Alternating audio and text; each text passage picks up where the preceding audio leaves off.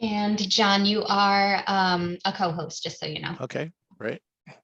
All right, so I'd like to welcome everyone to our online poetry series, Inquiry, the Power of Poetry Questions. And I'd like to thank David McCann for being present with us today. I'm going to read his bio and I'll pass this off to John. So David McCann, born in Lewiston, Maine, grew up in Cambridge, Mass, graduated from Amherst College and served in the Peace Corps group, the first Peace Corps group to go to Korea in 1966 to 1968. He received his master's and PhD degrees from Harvard University. He taught classical Japanese language and literature, served as director of foundation relations, then taught Korean literature at Cornell. He was appointed as the first Korean Foundation Professor of Korean Literature in 1997. He retired in 2014. During his graduate studies at Harvard, he took creative classes with Elizabeth Bishop, Robert Fitzgerald, Robert Shaw, and Jane Shore. David has published 32 books. His translations of poems by individual Korean poets have been published by Columbia University Press, Princeton University Press, Quarterly Review of Literature, and other presses. He translated the poems for The Temple of Words, an anthology of modern Korea Buddhist poetry, published in 2017 by the Jogi Buddhist Temple Order. 11 books of his own poems have been published, including a dual language edition of his shijo poems, Urban Temple, originally published by Bo Leaf Books, then by Changbi Publishers in Seoul. He has also published several anthologies and studies of Korean literature and cultural history. He has received a Pushcart Prize. One of his haiku poems, published in Acorn Haiku Journal, received a Touchstone Award in 2014 and was included in Haiku 2015. The Korean Shijo Poets Association invited him to make 2 presentations in 2019 at their annual meetings in Seoul and Busan. David is a member of the Poets Group Every Other Thursday. Thank you for joining us, David. And I'm going to pass this along to John. And David, we don't have any more time because your bio was too long. So no kidding. Little humor. I like humor. Short poems. Yeah. For those who are, Kathy, I think has been a participant and observer and attendee.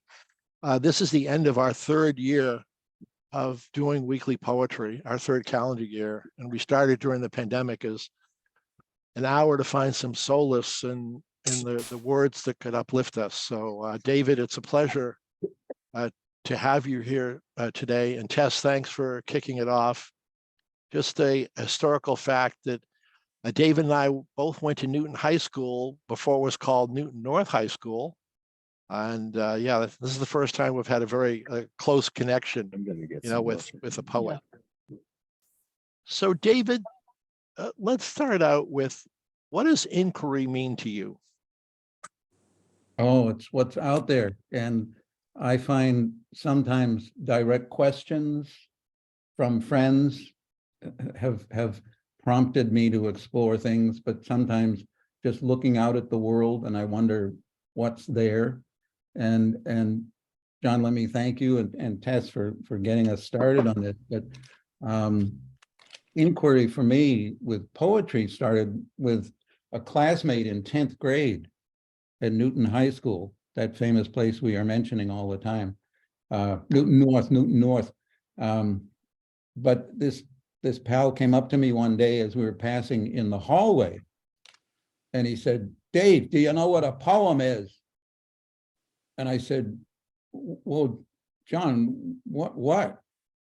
And he said, "Well, you can write something down that you want to say, but you don't have to say what it is." And I thought, that sounds good.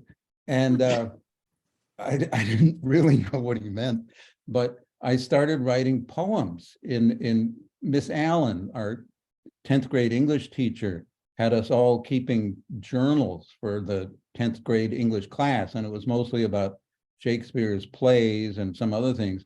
But I started writing poems, and ever since that time, I've been fascinated by not knowing what the heck it was that I was going to be writing, but trying it out anyway. And that's what got it started. But the inquiry, and then the poem itself, it's there on the page.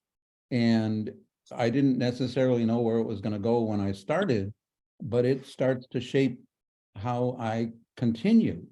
And in that sense, it reminds me of my dad at a potter's wheel with that lump of clay, and it gets the wheel going and then starts to shape it. And I'll get to Charlie Goldberg in a minute with his question many years ago. But for me, inquiry is, I sometimes have questions, but more often I set out to explore what's there. And a poem lets me do that. It takes shape, Yeah. and I start reacting to that. So did your classmate become a political advisor? I feel like it's relevant. Write something down and no one will really understand what you're actually saying. That's another way of looking at it, isn't it? Yeah, if he shows up at the reunion in this fall, I'll ask him about that.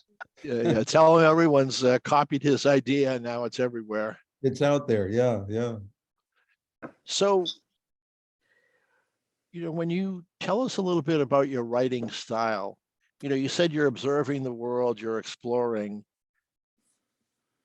Does a question come to you, or do you basically start to write down some of your thoughts and then maybe a question arrives? I'm just trying to figure out, how does the inquiry thing insert itself into your poetry? Well, sometimes, if I'm sitting on the front porch steps at the beach cottage up in Maine, looking out at the water, I'll just start writing. And for me, it's sort of like my sense of what it's like to be doing brush painting with the brush and the black ink on a piece of paper, parchment in front of you. And you just, there it goes, it starts. And sometimes I get into trying to figure out what is happening. And the poem itself is telling me something that I didn't think of before. I mean, if I could give one example of that. Yeah, go ahead. Yeah, sure. In Jane Shore's creative writing class, in the last year and a half of my graduate studies, I was working on my dissertation, and then also not taking regular classes except for these wonderful creative writing courses, which were primarily designed, I think, for undergraduates, but they let me in.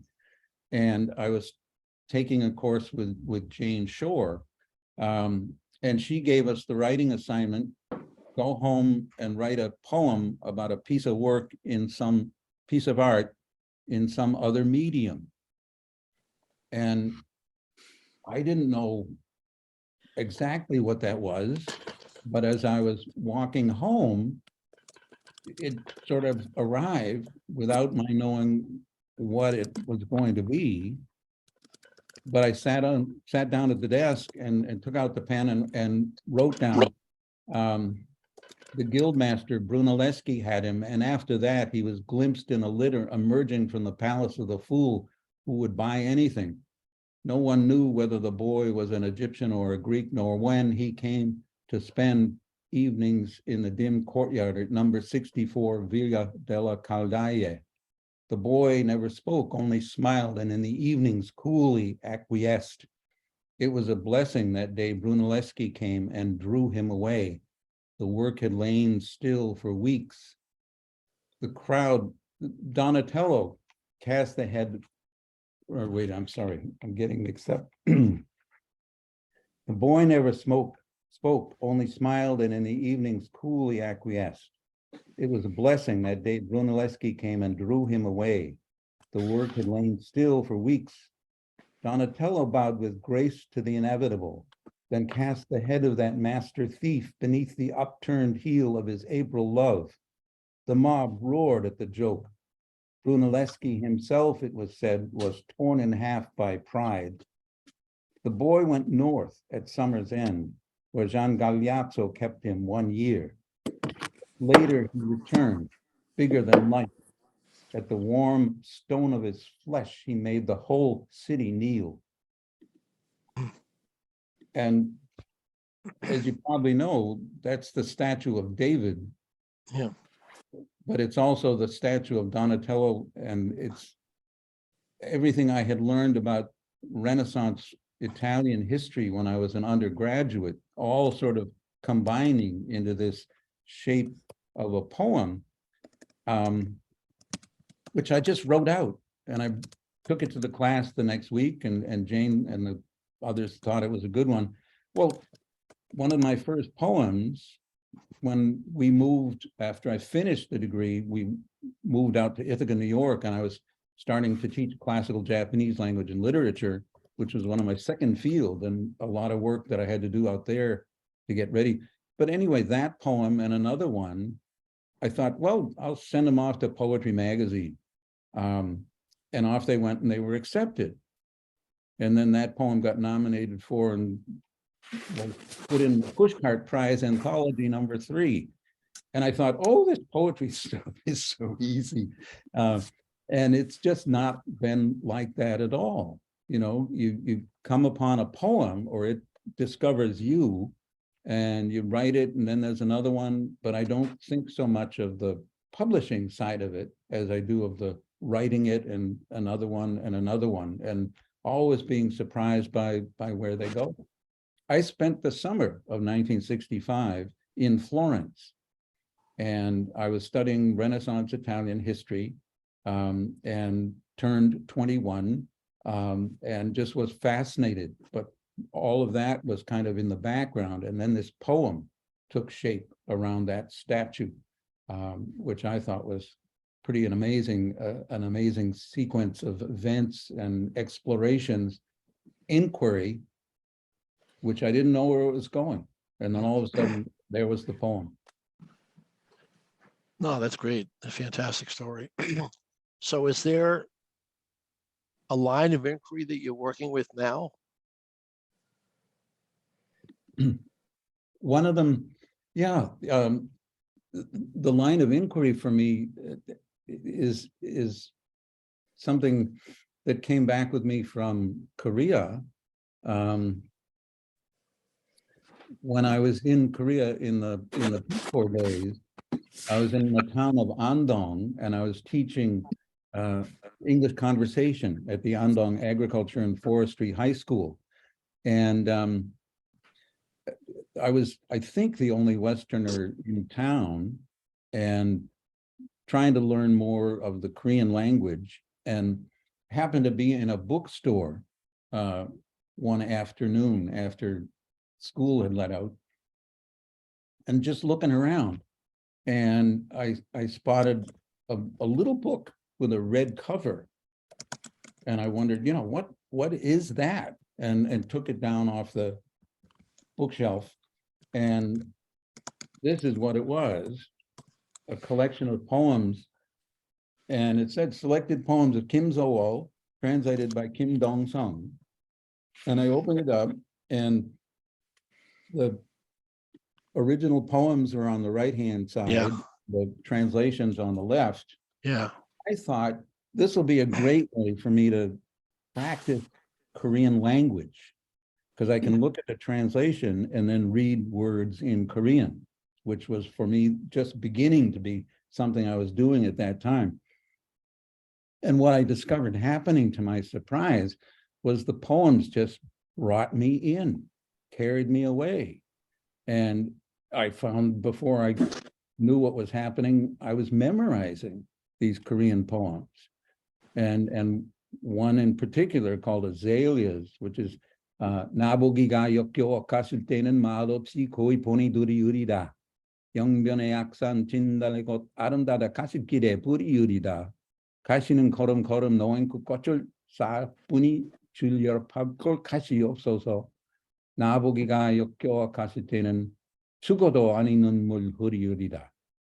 And you probably all recognize it's got this uri-uri-do at the ends of the lines. And it was originally published and labeled as a folk song poem. And it's got this folk song rhythm to it. It's about azaleas. And if you leave tired of seeing me without a word, I'll send you away. And it goes on from there, but just had this beautiful rhythmic quality that drew me in. What I then discovered in traveling around Korea, if I met Koreans, they were always interested, you know, oh, what are you? You're an American. And what are you doing here? Oh, you're teaching English. And what have you found out about Korea? And I would say, oh, I love this poem called Azaleas. And every single time that happened, the Korean folks would say, azaleas, you know azaleas? We know azaleas. And there was this sense of a connection. And that just pulled me in and pulled me in, the human connection. And who are you? And what are you interested in? And where does that lead you? And that really opened up for me something about Korean poetry that I've been following ever since. And more recently, in the last 5 or 10 years, I've been writing poems in the Korean shijo form, a 3-line form, but in English.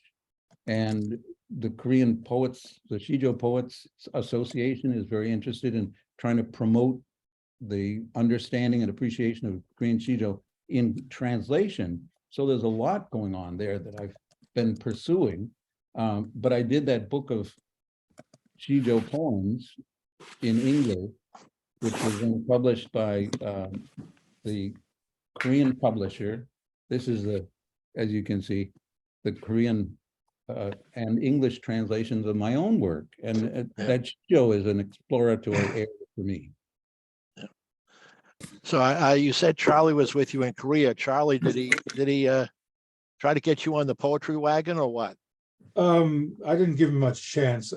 Unfortunately, we never really had too much opportunity to get together while we were in Korea because we were in different parts of the country, and the way things worked at that time, we didn't get together very often. But I always and actually, as I think of it, I didn't really know that side of David until after we both returned to the States and I discovered his interest in poetry. That was not something that I really knew about. So that was a new discovery that came after our time in Korea. Great, no, thanks. So David, can you read some poems for us? I'd love to, yeah. This is from my first little book of poems, Keeping Time. And it was published back in 1980, when Ann and I, my wife over there in the right-hand corner of the screen, we were in Ithaca with our kids.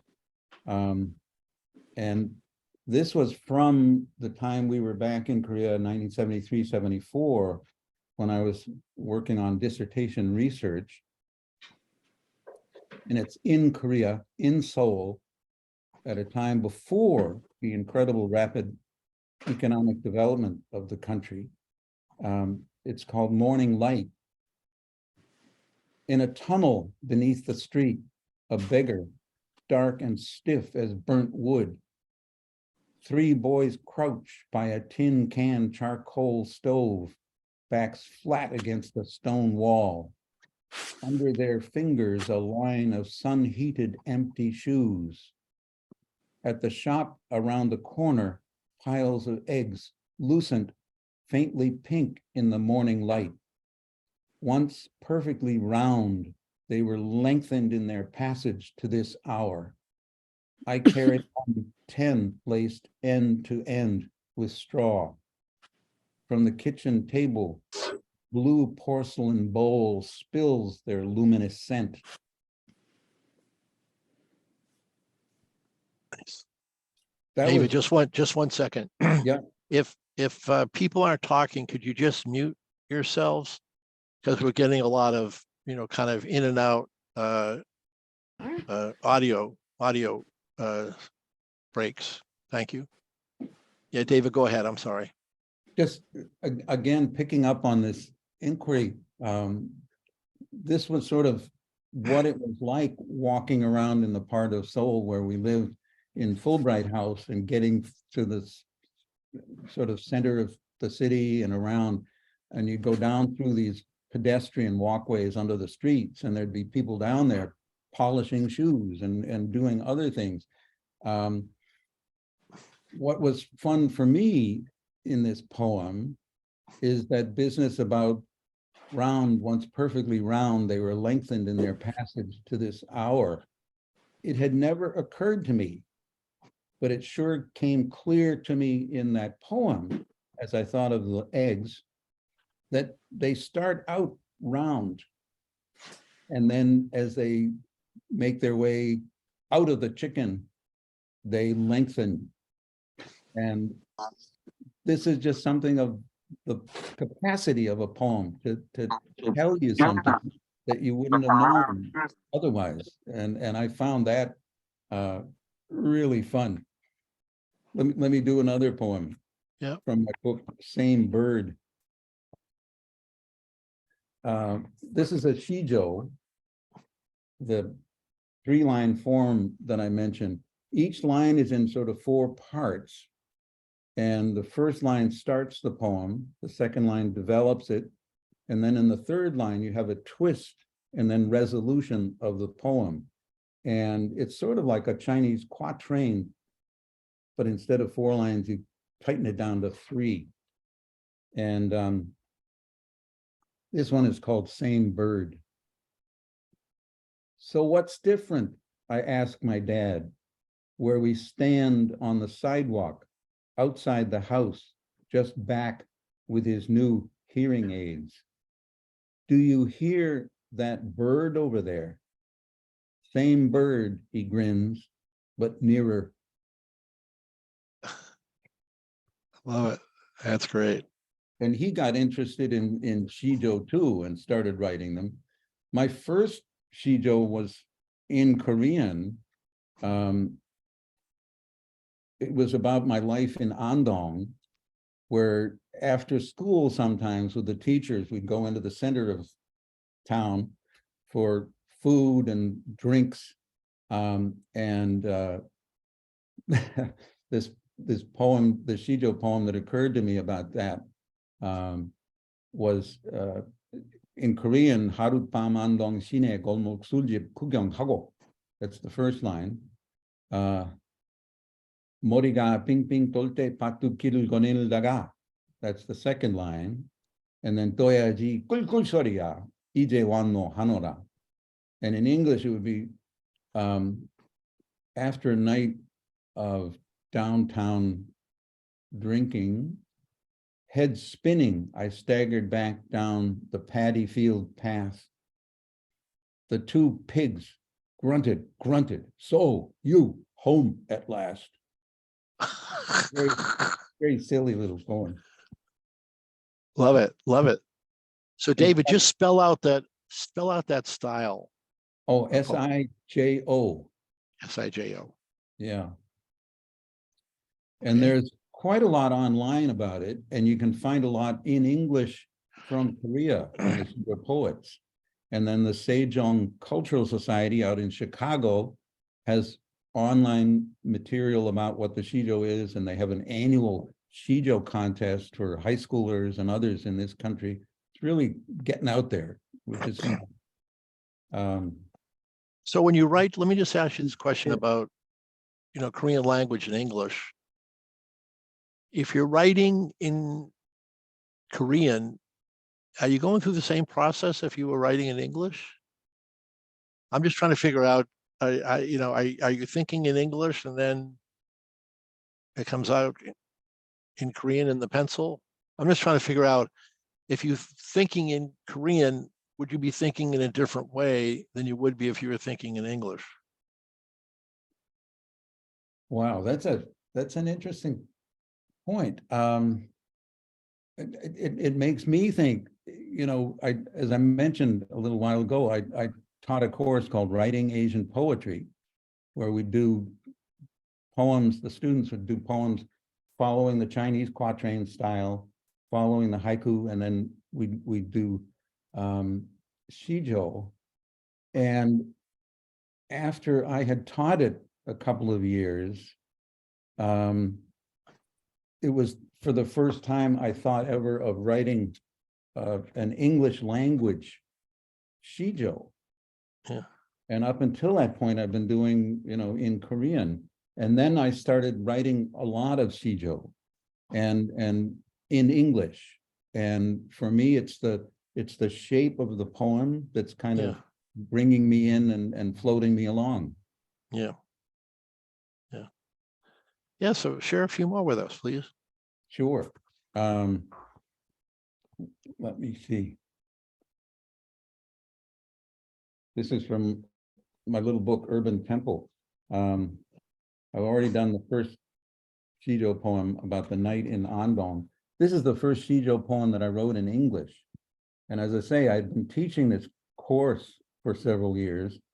And then I was one afternoon in a Charlie's Kitchen restaurant in Harvard Square, where I used to go 20 or 30 times a week back in the old days. I loved it. But I was sitting there finishing up my lunch, and I was sort of looking up towards the doorway where I'd be heading out in a minute or two. And then I thought, gosh, maybe I could write a shijo poem. And I pulled a napkin out of the napkin disposal, got out my pen. I love it. And this is the poem, my first one in English. It's called Like a Martini, 3 lines with a twist. All through lunch from my table, I keep an eye on your disputes. Green lobsters in the bubbling tank by the restaurant door.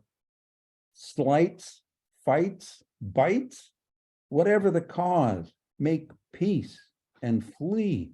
Escape with me.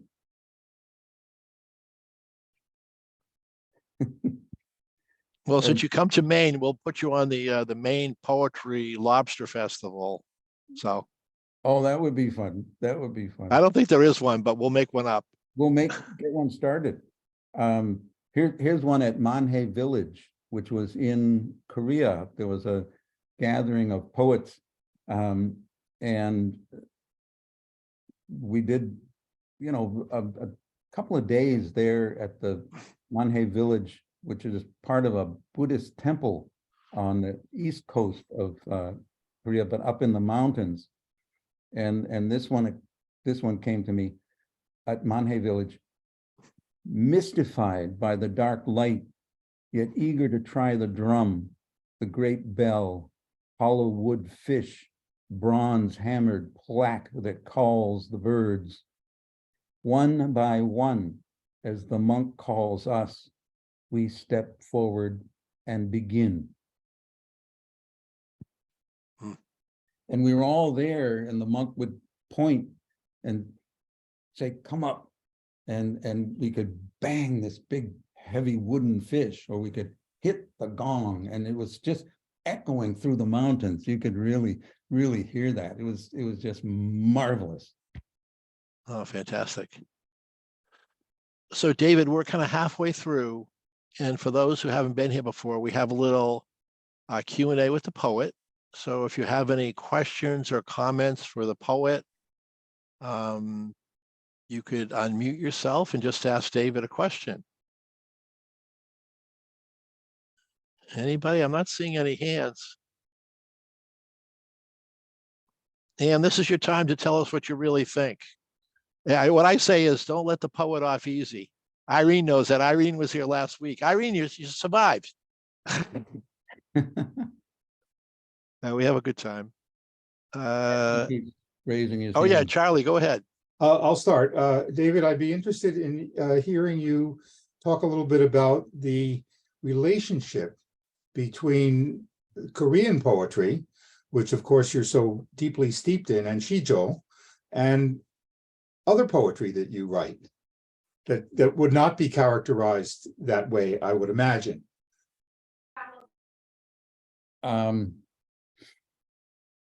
They seem to be sort of separate paths for me. And the shijo, well, it's an interesting question right at this particular moment, because I was thinking of a poem about our son, Max, and his wife, Jen, and their kids down in Fairfield, Connecticut. I wanted to do a poem to add it to this collection that I'm putting together now. And what occurred to me was that it might be something about their Thanksgiving. And at first I thought, well, I'll write something in a haiku form. And I wrote it, and it was much too short. And then I thought, well, let's see what happens with a shijo. And I got this, it's called At the Table, Days of Shopping Hours of Prep, Kitchen Cleaned Up Once Again, Great Stacks of Food, Glassware Filled at each spot around the table. Thanks, new hosts, our son and his wife, as we old ones sit back in joy. And for me, and that moment, Charlie, I was trying out, first of all, just a free verse kind of writing, and it didn't capture anything. So then I tried to shape it into a haiku, but it was much too compressed. And also, I think haiku needs to be more about the natural world out there. And this was very much about the family in there sitting around the table. And so then it took shape in the shijo form, and with Anne's help, I tinkered with the punctuation and got the title. So, you know, for me, it was, well, try this one. No, that road doesn't lead me. Try that one. No, not quite. And then the shijo was the answer. But it's Charlie Goldberg who asked me the question years ago when we were both there in Korea, 73, 74-ish. But we were having lunch. Charlie was teaching a graduate level course in Seoul National University for students. They were meeting at Fulbright House. I was amazed. He was teaching this course in Korean. And there I was working at translating Korean poetry, but at a very different level of communication.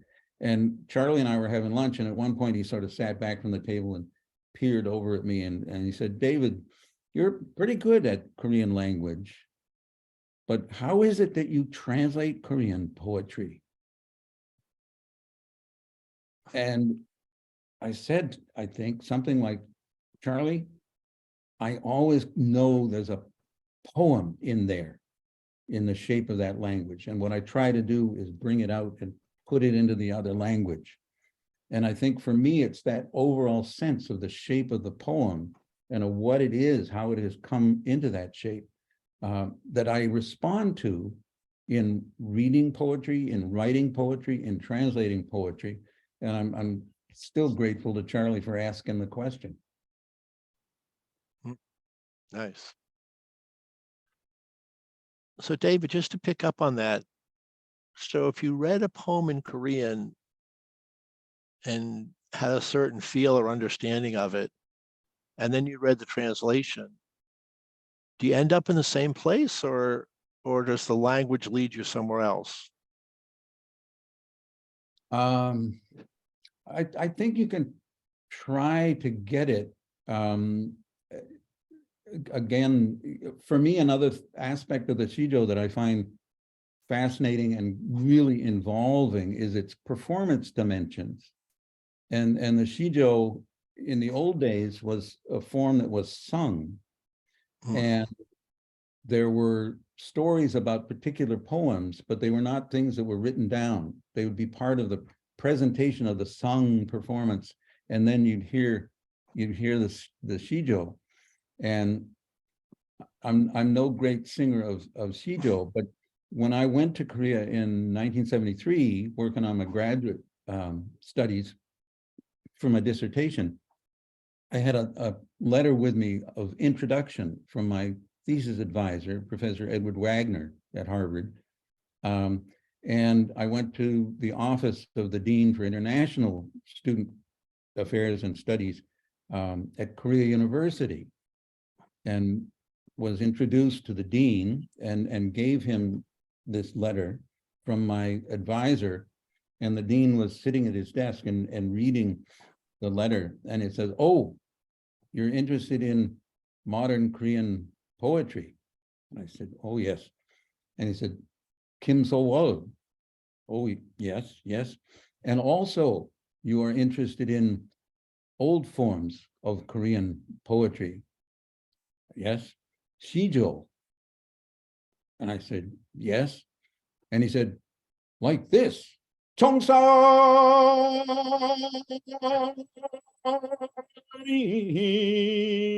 벽계수. And I was sitting there like that, and he was singing it out in the old style of this shijo poem from the 16th century. Jade green stream, don't be so proud of your easy passing through these blue hills. Once you reach the wide sea, to come back again would be hard. While the bright moon fills these empty hills, then pause and go on, if you will. And I had been reading the poem and had been, studying it and thinking that I was translating it. And then all of a sudden it sprang into life in a completely different way. And it was that performance dimension that I think is key and characteristic in Korean shijo.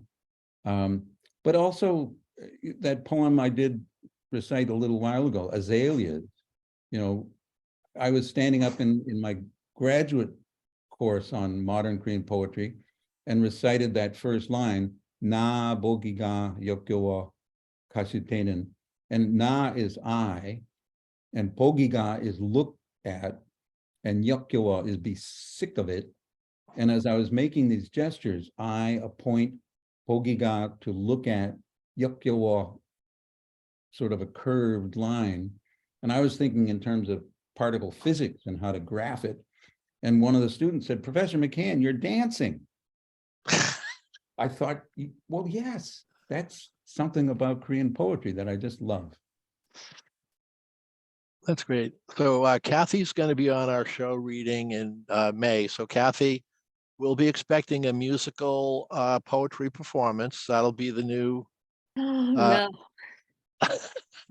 I'll do almost anything but that. Okay. Well, I'll tell Wendy at the library next year we'll have one musical session per month. No, really, it's so expressive. I've never, maybe that was like the first karaoke or something, the shijo. Absolutely. I don't know. It's very. Absolutely.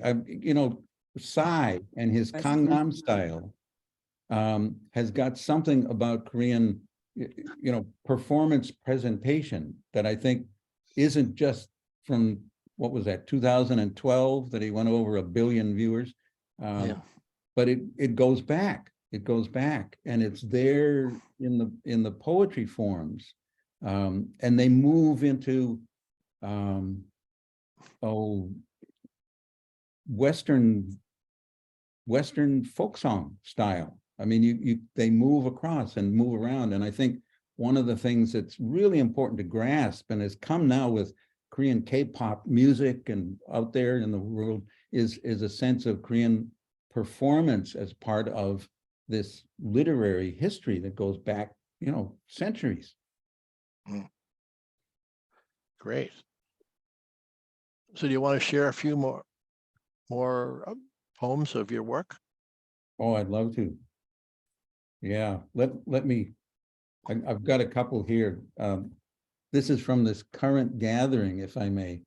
And it all starts off with something called My Son's First Poem, from my mother Helen's journal, November 18th, 1949. So I was only 75 years old at that point. No, I would have been 5 years old. And this was from my mother's journal. My sister Judy found the journal. I turned on my light at night when it was dark. I had a dream about people flying a kite, but those people got in a fight. I love it. Best poem I ever wrote. There you go. Right to the point. Yeah. And it's kind of the shijo form, 3 lines and a bit of a twist. But those people got in a fight. Here's my first published poem, from Reflections Journal, Newton High School, 1962. And this one, you know, I was walking home. I would walk to and from school every day, a little over a mile. Coming down the hill towards the house, all of a sudden I thought, I got to get upstairs. I got to write this. I had no idea what it was going to be. And I sat and then lay down on the bed, got out the journal. Caught in twisted weave of aging dawn, I am lifted thrashing from life's sea and thrown unceremoniously into the corner of some celestial aquarium, where my breathless floundering is amusement for the patrons of that heavenly museum. Wow. Yeah, wow. And I thought at first it was about into the next life, but then I thought, no, it's about a poem. And it wanted to take shape, even though I was working on it. Here's one called Staff Updates. This is a very serious poem. When first I learned of bovine flatulence, I pictured those cows gathered by the fence, ruminatively munching from breakfast to lunching, producing at each end their best defense. It just drove us crazy, the flow charts, anticipatory sniffing at restarts at our weekly staff meetings as we moved on from greetings to our redolent updates on cow farts. There you go. That's where that was your minor. That was your minor degree, cow farts and yeah. We were living in Ithaca at that time, working at Cornell University, which had the College of Agriculture and Life Sciences, big, vast fields and cows. Yeah. And there was something vividly present as this business about bovine flatulence came out. Can I read two more? Yeah, no, absolutely. We have 17 minutes. All right. Here's one called Finish Line. And it's about when I was in high school, I was on the cross-country team and also indoor and outdoor track, and then went off to college and was on cross-country, indoor and outdoor track my freshman year, but then kind of gave up on the running part. But I have this vivid memory from cross-country days, and it wasn't until I started writing this poem that I was able to give the memory some sort of peaceful nest to land in. And I think you'll see why there was something other than peaceful for quite a while, and then how it works. Anyway, I hope it does, called Finish Line. Cross-country meet, beautiful autumn day, milling around with all the others at the countdown to start. And start we did, jostling as usual, finding a pace, following the well-known trail up the street, down the street, and into the woods.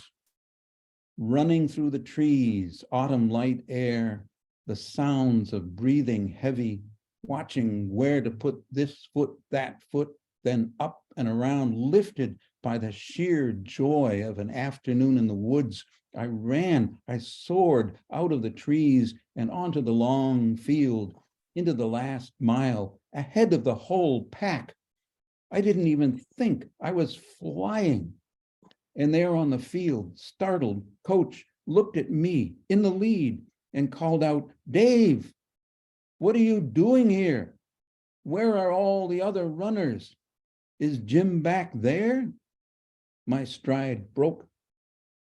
I slowed down to my normal as all the pack back went racing by, turning, swarming up Live Slope and on around down the block to what had become the finish. And now, in its long, slow unwinding, this cross-country poem too has brought me to the last line, where coach, who knew all along it would come to this end, is still waiting. Nice. Nice. I like the way it ends, finally, you know. The poem took my sort of troubled inquiry about that moment, that afternoon, and brought me to settlement in a way that caught me by surprise, and still, as I read it, is something new. And Well, you have a big smile on your face, so it must still mean a lot to you. oh, it does, and it feels good now. It didn't back then until 50 years after, but and this is about our daughter. As I say, we used to live in Ithaca, and Ann and I went back there a few months ago for a visit with some of our friends, and driving down along Cayuga Lake and then seeing these folks, the friends we stayed with and some others, and then having a chance to walk around the next couple of days there in Ithaca, you really get a sense of what I would have to call the geomantic force of the land, that lake valley, the hills on each side, the water, the wind. It used to be that the geese flying from Canada would come flying down along the lake as they were heading south. Now, of course, they just stop off and rest. But that just, we both were so thrilled to be back again in Ithaca with these friends and in that place. And then a little while after we came back, a poem came to me about our time then, when our daughter was quite young and just starting to take riding lessons. And so this one is called Pony Farm.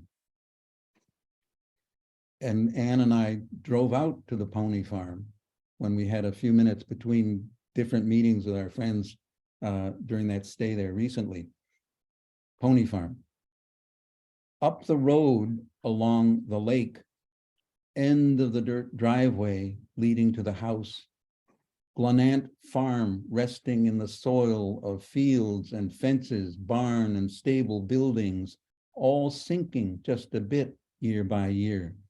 House corners at rest, reaching fingers up, folded together into roof lines, gutters, and shingles. Once there was a school here, mostly girls, learning how to ride, turn, jump, but first, how to throw a blanket, settle a saddle, place the bit in the mouth and drape reins back, lift a well-booted foot to the left, then swing the other up and over to the right stirrup, that four-legged friend patiently glancing up and back. Levitation accomplished, the moment has come to turn, look down and across the road, trees on the near shore, then over to the other side where the sun rests, waiting to light up the show. Nice. Nice. And we have one more little time for anybody who has a question or comment. Very quiet audience today. And I'm gonna have to do something to jack up the audience next time. Yeah. I have a question. Good. iPhone 179. Yeah.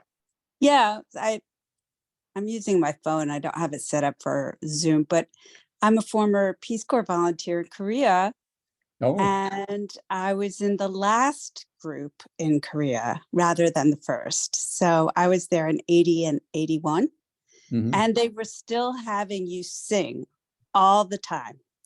Did you have to sing all the time when you're in Korea? yes, indeed.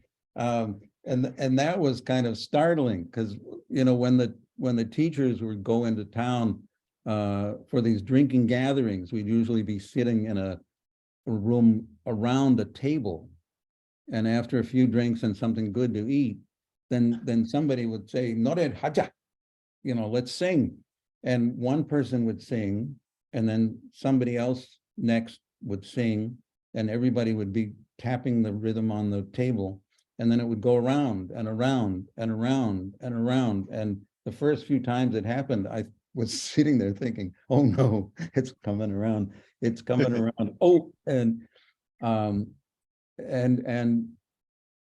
they didn't mind that I couldn't sing much, you know. It was just to be part of what was going on. And so I think the first time I gave him, "Oh Danny boy, the pipes are calling," and "Oh Danny boy," and you know, they were thrilled at that. And then there was another time we went where a teacher was celebrating a new house that he had moved into, and after a bit of drinking and eating, we all went out into the little courtyard area outside the house and got in a line and started going around and around and around. And there was a chorus that everybody sang together, Keijina ching ching na ne, and then dun dun dun dun dun dun dun dun, Keijina ching ching na ne. And I was thinking, oh no, you know, it's going to come to me. And I just made up some silly thing about, here we all are dancing around in the yard. And, you know, it just was wonderful, but it was very much part of the lived experience of being there, was, you know, learning how to sing in a group of folks who were just happy to be taking part in that together. And that was a marvelous part of it. You know, when we were there, they trained us.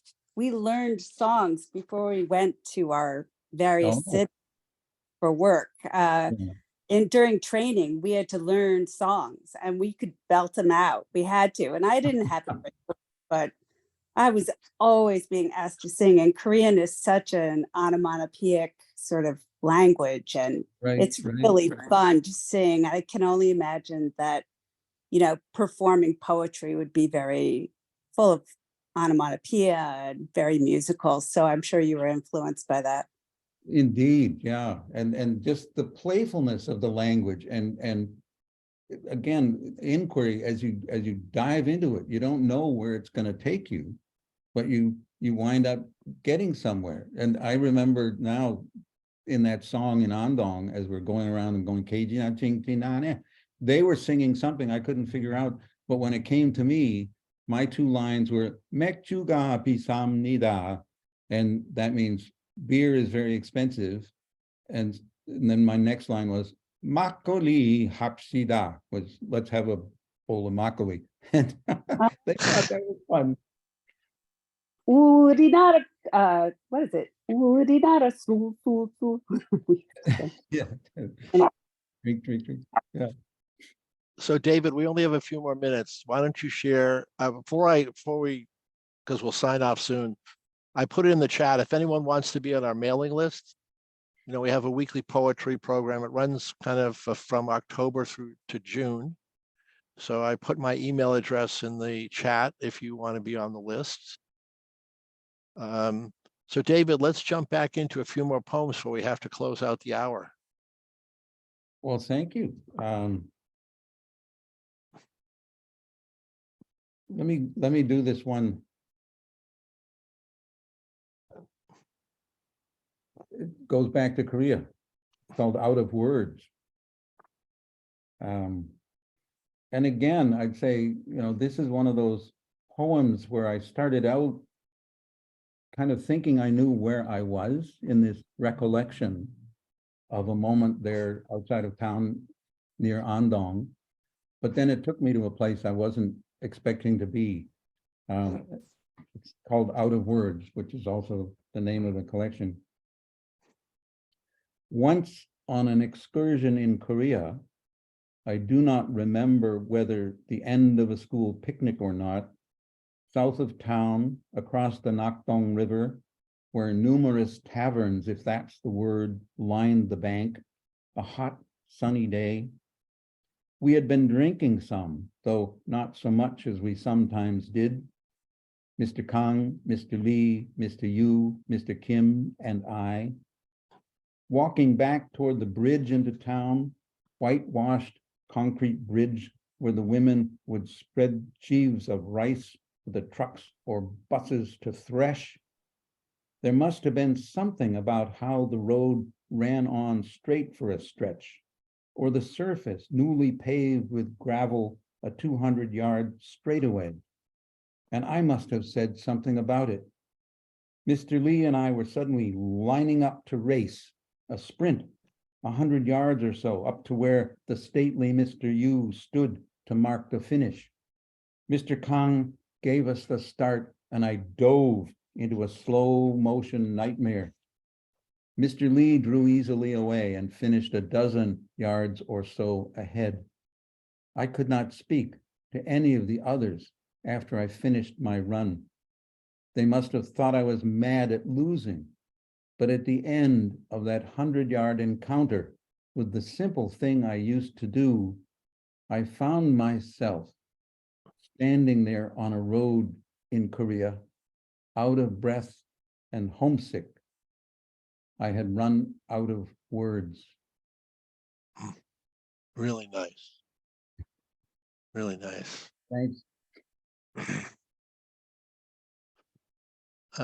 One more? You have one more just to, if you have one more poem? If not, it's fine.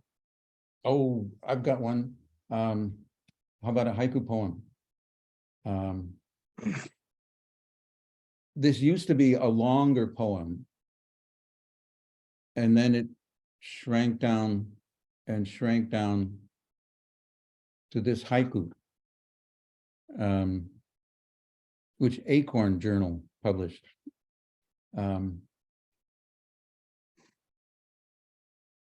Do you want me? She whispers and turns to leaves. Wait, say that again. That was too short. Yeah. Do you want me? Yeah. She whispers and turns to leaves. Nice. I thought so, and it was one I found there at the end of this long poem. No, very nice. Well, David, thank you for sharing your history and your poetry and all your stories. So fantastic. And it's nice to have a fellow Peace Corps person on to do a little singing. We did get to the singing. We weren't sure we were going to do that. So no, absolutely, it's fantastic. Bridging two cultures and really capturing the experience from Korea. So very, very beautiful. Very lucky to have that. And thank you for bringing us all together today. Thanks a lot, John. Oh yeah, this is the special time of the week for me. Kathy knows that. This is I recharge myself in the poetry wall. I plug myself in and I'm good for another 7 days. So now wonderful hearing the language, the Korean language too. And I wondered, those poems that you read, Finishing Line and Staff Meeting, and about your daughter, are they published, or are they the ones that you're currently working with? The Finishing Line one is in this little book from Moon Pie Press. Okay. Called Out of Words. And there's a couple others from Moon Pie. This is my favorite of the three, but there's some poems in this, and then this book called Urban Temple is my shijo poems, and that's from Bow Leaf Press. And if anybody would want to send me an email and we can follow up on some of these, I'd be very glad to get in touch. I have David's email. If anybody needs it, you could email me about that too. No, fantastic. David, thanks again. I don't know where, I think Tess will close out our Yeah, I'm just gonna hit stop recording. So. Yeah. No, David, thanks again, even though we're not recording. So now you can tell us the real story.